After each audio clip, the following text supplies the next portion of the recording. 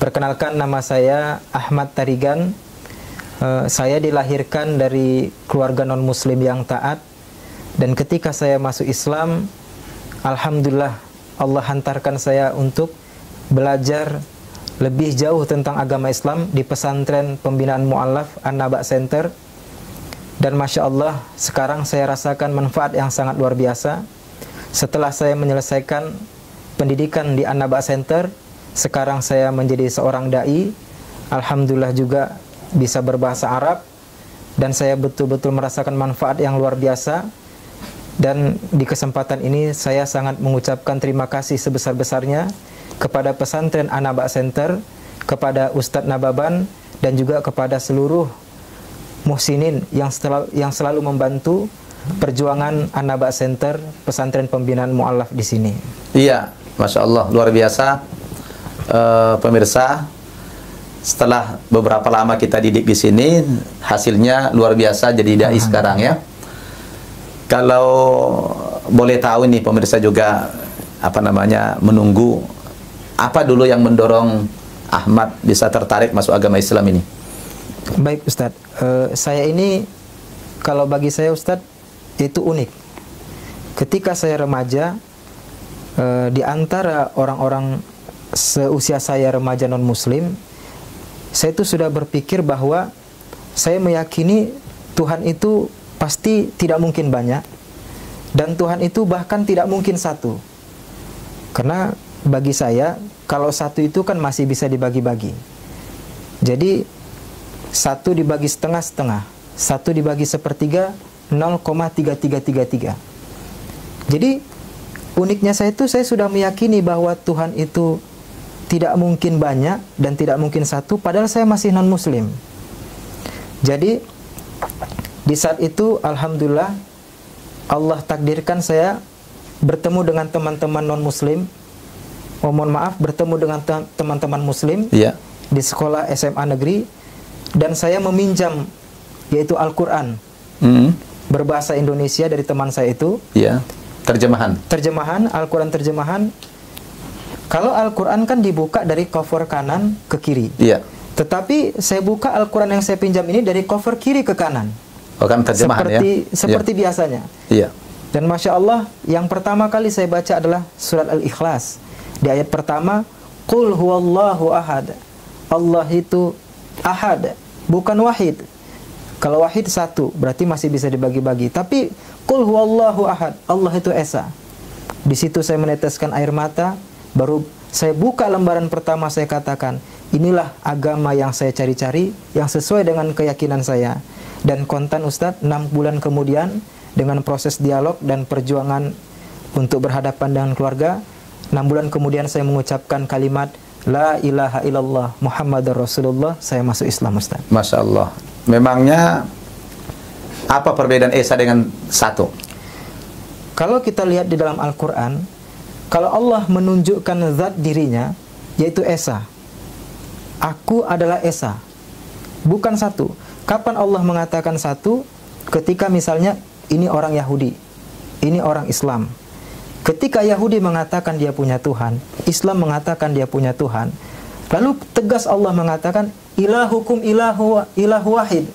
Tuhan kalian itu satu. Siapa yang satu itu? Allah Subhanahu wa taala. Lalu bagaimana zat Allah Subhanahu wa taala? Ditegaskan di awal surah Al-Ikhlas, Qul huwallahu ahad. Allah itu esa. Masya Allah. Saya baru pertama kali mendengar ada perbedaan Esa dan satu gitu ya. Masya Allah. Luar biasa ini. Padahal waktu itu belum muslim ya. Belum muslim. Sudah bisa membuat sebuah analisa gitu ya. Itu makanya saya katakan saya unik Ustaz. Alhamdulillah. Luar biasa ya. Terus boleh diceritakan lagi, lanjutkan. Tentu di situ iman saya sudah goncang, di mana terjawab sudah bahwa keyakinan saya Tuhan itu tidak mungkin banyak, Tuhan itu tidak mungkin satu, karena Tuhan itu aneh kalau bisa dibagi-bagi. Bagi saya aneh. Dan ini keunikan ini saya yakin inilah yang akan menghantarkan saya nanti kepada agama yang benar. Dan ketika saya temukan itu dalam Islam, tentu tidak mudah, Ustadz. Tidak mudah dalam arti saya akan berhadapan dengan keluarga besar saya yang mereka adalah non-muslim yang taat. Dan terbukti ketika saya katakan saya menemukan apa yang saya cari selama ini di dalam Islam, mereka lantas tidak terima. Dan puncaknya itu ketika saya mengatakan saya ingin masuk Islam, orang tua angkat saya waktu itu yang saya dibesarkan oleh dia sudah angkat parang, Ustaz. Masya Allah. Karena pindah agama? Karena ingin pindah agama. Belum pindah agama, karena ingin pindah agama. Karena orang tua angkat saya itu punya janji kepada orang tua kandung saya untuk saya dijadikan seorang non-muslim yang taat. Tetapi alhamdulillah orang tua angkat saya 2 tahun setelah saya masuk Islam juga ikut dengan saya masuk Islam. Subhanallah. Tapi orang tua kandung tidak masuk? Belum, Ustaz. Masih hidup? Bapak kandung, beliau seorang pemuka agama. Allah ya beberapa tahun yang lalu meninggal dunia. Tidak sempat masuk Islam, tidak sempat masuk Islam, dan dilanjutkan oleh adik saya dan abang saya. Tugas orang tua tadi? Tugas orang tua menjadi Terus pemuka bagaimana respon keluarga sekarang? Karena Ahmad kan sudah jadi ustadz ya. Ya, dari keluarga yang taat non-muslim, kemudian masuk agama Islam, bukan sekedar pindah ganti KTP, tetapi sekarang menjadi pendakwah. Tentu mungkin sudah juga banyak mengajak orang kepada Islam ya. Sudah banyak nggak mengislamkan orang dulu? Alhamdulillah beberapa orang telah kita syahadatkan, Ustaz. Subhanallah. Jadi sekarang ini hubungan dengan saudara-saudara yang kandung baik apa tidak? Jadi Ustaz, inilah istilahnya kebahagiaan kita mantan non-muslim yang masuk Islam itu dengan belajar. Kita punya prinsip. Tentunya ketika keluarga kita yang non-muslim itu ingin menarik kita kembali kepada agama yang dulu, kita jawab dengan tentunya alasan-alasan yang mereka juga harus membantah, harus coba membantah. Dan ketika mereka tidak bisa membantah apa yang alasan kita sampaikan ketika kita tetap bertahan pada Islam, akhirnya kita punya wibawa ketika mereka tidak bisa menjawab itu. Tetapi sebagai hablum minan nas, sebagai pertalian darah, saya tetap berusaha untuk menjalin silaturahim yang baik. Iya, dan alhamdulillah saya tunjukkan bahwa Islam itu keluarga tidak putus, tetapi akidah tetap tidak bisa untuk dicampur aduk, Ustaz. Masya Allah, subhanallah. Luar biasa ya. Memang itu yang kita tanamkan di sini. Alhamdulillah, Ahmad ini salah satu pentolan dari pesantren Mu'allaf An-Naba Center Indonesia ini yang sudah menjadi dai di masyarakat, khususnya di daerah Sumatera Utara, dan konon ceritanya sudah melanglang buana ke berbagai tempat juga diundang berceramah. Mungkin boleh Ustadz Ahmad baca Quran sedikit, yang biasa disampaikan dalam masyarakat itu? A'udzu billahi minasy syaithanir rajim. Bismillahirrahmanirrahim. Al-qari'atu mal-qari'ah wa ma adraka mal-qari'ah. Yauma yakunun nasu kal farashil mabthuth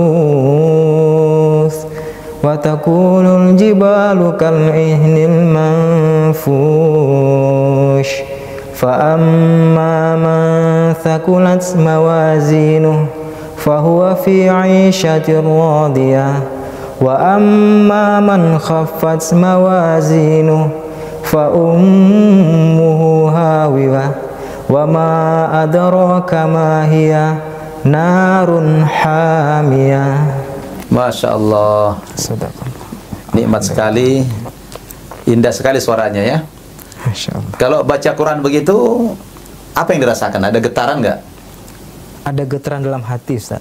Alhamdulillah, kadang-kadang sampai menangis ya. Nah, Ustaz, apalagi kalau ayat-ayat yang menceritakan tentang kiamah, tentang neraka, itu Masya Allah. Masya Allah. Terus sambil berdakwah begini di masyarakat, ada nggak usaha-usaha yang maksimal untuk mengajak saudara-saudara yang non-muslim untuk masuk agama Islam ini? Tentu Ustadz, saya sangat punya harapan yang besar untuk mengajak keluarga kepada agama Allah yang mulia ini. Karena saya sering bertanya dalam hati, ya Allah, kenapa orang lain yang non-muslim saja bisa kita bawa kepada agama Islam? Mengapa keluarga sendiri sulit begitu Ustaz. Tapi memang semua itu Allah yang takdirkan, hidayah dari Allah, kita hanya bisa berikhtiar. Kan Rasulullah juga dulu terhadap pamannya Abu Thalib yang begitu banyak jasanya dalam agama Islam, membackup perjuangan dakwah Nabi, tetapi ketika pamannya ini sudah sakit parah dalam sejarah itu, sudah mau meninggal dunia, Rasul berusaha untuk membimbing kalimat tauhid di telinganya, tapi pamannya justru menggeleng-geleng kepala dalam pengertian tidak menerima kalimat tauhid itu. Diulang-ulang sampai sama Nabi, sampai turun ayat yang mengingatkan Nabi dalam surat Al-Qasas itu, innaka latahdi man ahbabta walakinnallaha yahdi may yasha. Sesungguhnya engkau Muhammad tidak bisa memberikan hidayah kepada orang yang kau cintai, kepada pamanmu sekalipun, tetapi hidayah itu hanya Allah berikan kepada orang-orang yang dikehendaki. Jadi kalau kita kembali kepada sejarah perjuangan Nabi, ya begitu banyak orang lain yang tertarik masuk agama Islam, diislamkan Nabi, tapi kadang-kadang giliran keluarga sendiri ya sulit untuk diajak begitu. Memang ya betul yang kata antum tadi, kita mengajak orang lain yang tidak ada hubungan keluarga dengan kita mudah, tapi giliran keluarga sendiri susah. Betul, ya. Tapi kita tetap tidak boleh putus asa, ya. Benar nggak? Benar, Ustaz. Nah, antum tidak boleh patah semangat, ya dakwah terus. Karena memang tugas kita hanya menyampaikan. Wa ma alaina illal balagul mubin. Ya kan? Kita ini hanya penyampai saja, bukan pemberi hidayah. Yang pemberi hidayah itu siapa? Allah Subhanahu wa taala. Jadi antum teruslah berjuang berdakwah di daerah, mengajak orang-orang non muslim atau keluarga supaya memeluk agama Islam ini sebelum mereka wafat. Insyaallah. Ya kan? Bismillah. Karena keselamatan itu hanya ada dalam agama Islam ini. Terus Akhi Ahmad Tarigan, apa kesan yang paling mendalam dulu waktu mula-mula masuk agama Islam itu apa? Kesannya adalah Ustadz, ketika saya baru mengucapkan syahadat itu, saya merasakan kekuatan persaudaraan dalam Islam. Subhanallah. Jadi ketika saya baru disyahadatkan itu, dulu ketika saya non muslim, ya sama teman-teman muslim ini biasa aja. Tapi ketika saya setelah masuk Islam, mereka menyambut saya dengan cinta dan kasih sayang. Subhanallah. Mereka peluk saya, mereka berikan saya kekuatan dan kesabaran, mereka berikan ya bukti kasih sayang mereka itu. Bahkan sampai finansial barangkali ya. Nah, Ustaz. Bantuan finansial, apa yang saya butuhkan berusaha mereka untuk membackupnya, termasuk juga terhadap jikalau ada non muslim yang mencoba untuk melakukan hal-hal yang tidak diinginkan, mereka siap membela, Ustaz. Masya Allah. Alhamdulillah. Luar biasa, Ustaz. Luar biasa ya. Jadi ya mustahil Ustadz Ahmad ini tergoda untuk kembali ya. Insya Allah tidak. Sudah jadi dai sekarang ya. Insya Allah. Terus apa kira-kira target cita-cita ke depan lagi setelah jadi dai ini? Ya, cita-cita saya yang saat ini saya terus berdoa kepada Allah, termasuk ketika saya 2010 Allah izinkan berangkat ke Tanah Suci gratis, saya berdoa di hadapan Ka'bah, berdoa di hadapan Allah. Saya memohon semoga keluarga saya, terutama ibu kandung saya, Allah berikan hidayah, Amin, Allah Rab. berikan taufik, dan mereka mudah-mudahan bisa menghembuskan nafas terakhirnya dengan kalimat La ilaha illallah Muhammad Rasulullah. Amin ya Rab. Masya Allah. Itu, Ustaz. Itu harapan ya? Itu harapan terbesar saya, Ustaz. Subhanallah. Ada lagi yang lain? Cuman itu, Ustaz, insyaallah. Iya. Ada keinginan bikin pesantren begitu? Belum terpikir, Ustaz. Belum terpikir ya? Belum terpikir. Tapi Karena, fokus jadi dai ya? insyaallah. Karena saya lihat kalau ketemu Ustaz Nababan, Ustaz, kenapa wajah agak bagaimana? Ya ini perjuangan dakwah. Saya pikir saya tidak akan mampu seperti beliau.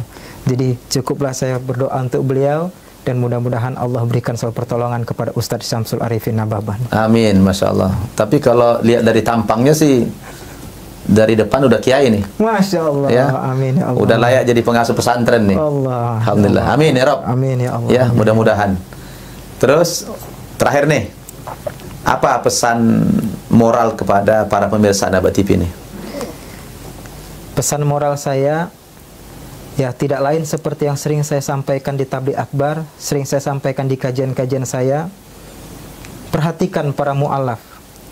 Mereka memeluk Islam itu nggak main-main. Mereka dengan perjuangan memeluk Islam. Ada yang kehilangan keluarga, harta, kehormatan, dan semuanya mereka tinggalkan demi kalimat La ilaha illallah Muhammad Rasulullah. Maka saudara-saudaraku dimanapun berada, yang antum-antum semua terlahir dalam keadaan Islam, jangan sia-siakan iman dan agama yang sudah Allah karuniakan kepada antum semua. Mari sama-sama berjuang untuk agama Allah, bela agama Allah, tolong agama Allah, maka janji Allah akan datang kepada kita. In tansurullaha yansurkum wa yutsabbit aqdamakum. Jika kita menolong agama Allah, Allah akan menolong kita dan Allah akan memperkuat derajat dan posisi kita.